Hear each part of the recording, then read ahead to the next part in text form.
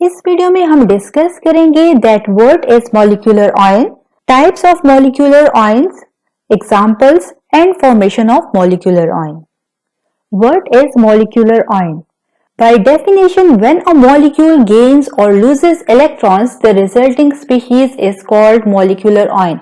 यानी जब कभी मॉलिक्यूल इलेक्ट्रॉन को गेन करता है या लूज करता है तो इसके रिजल्ट में हमारे पास मॉलिक्यूलर आयन फॉर्मेशन होती है. Types of molecular ions. Two types of molecular ion है हमारे पास. First is cationic molecular ion and second one is anionic molecular ion. Cationic molecular ions positively charged molecular ions होते हैं जबकि anionic molecular ions negatively charged molecular ions होते हैं. याद रखिए कि cationic molecular ions तब फॉर्म होते हैं जब कोई मॉलिक्यूल इलेक्ट्रॉन को लूज करता है तो इसके रिजल्ट में cationic molecular ion फॉर्मेशन होती है, जबकि जब कभी कोई मॉलिक्यूल इलेक्ट्रॉन को गेन करता है तो इसके रिजल्ट में anionic molecular ion फॉर्मेशन होती है. चलिए एग्जाम्पल के जरिए अंडरस्टैंड करते हैं मॉलिक्यूलर आयन को. स्क्रीन पर मौजूद मीथेन मॉलिक्यूल में आप देख सकते हैं कि सेंट्रल एटम कार्बन है और कार्बन के अराउंड 4 हाइड्रोजन एटम अटैच हैं. यहाँ पर कार्बन ने अपने वैलेंस शेल में मौजूद 4 इलेक्ट्रॉन्स को 4 हाइड्रोजन एटम्स के साथ शेयर किया है और इसके रिजल्ट में हमारे पास मीथेन मॉलिक्यूल फॉर्मेशन होती है. जैसे ही मीथेन मॉलिक्यूल अपने वैलेंस शेल में मौजूद 1 इलेक्ट्रॉन को लूज करता है तो इसके रिजल्ट में CH4+ यानी कि हमारे पास मॉलिक्यूलर आयन फॉर्मेशन होती है.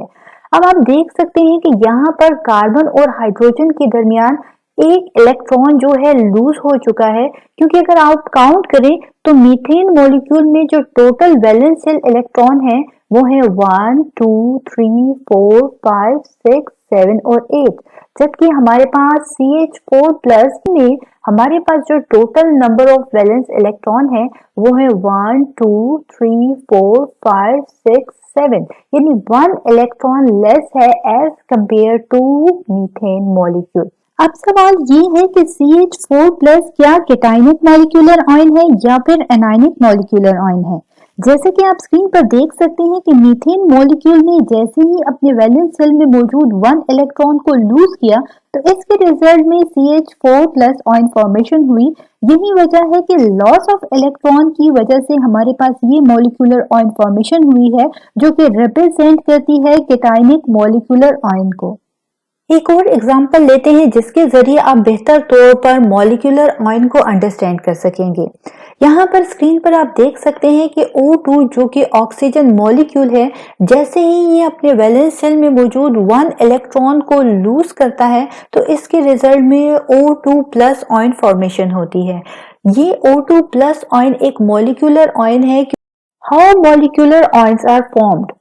चलिए डिस्कस करते हैं कि मॉलिक्यूलर आयन फॉर्मेशन किस तरह होती है. याद रखें कि मॉलिक्यूलर आयन फॉर्मेशन तभी होती है कि जब हाई एनर्जी रेडिएशंस जैसे कि अल्फा पार्टिकल्स या एक्सरेज को बम्बार्ड किया जाता है गैस मॉलिक्यूल्स पे, तो इसके रिजल्ट में ये रेडिएशंस गैस मॉलिक्यूल में मौजूद इलेक्ट्रॉन को नॉकआउट कर देता है और हमारे पास कैटायनिक मॉलिक्यूलर आयन फॉर्मेशन होती है.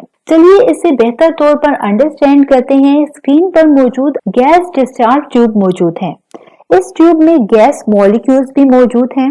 जैसे ही हाई एनर्जी रेडिएशंस को बम्बार्ड किया गया इन गैस मॉलिक्यूल्स पे तो इसके रिजल्ट में इस गैस मॉलिक्यूल में मौजूद इलेक्ट्रॉन नॉकआउट हो गए और कैटायनिक मॉलिक्यूलर आयन फॉर्मेशन हुई. यानी इन सिंपल वर्ड्स जब कभी हमारे पास गैस मॉलिक्यूल्स पर हाई एनर्जी रेडिएशंस को बम्बार्ड किया जाता है तो इसके रिजल्ट में वो गैस मॉलिक्यूल्स में मौजूद इलेक्ट्रॉन को नॉकआउट करते हैं और हमारे पास कैटायनिक मॉलिक्यूलर आयन फॉर्मेशन होती है.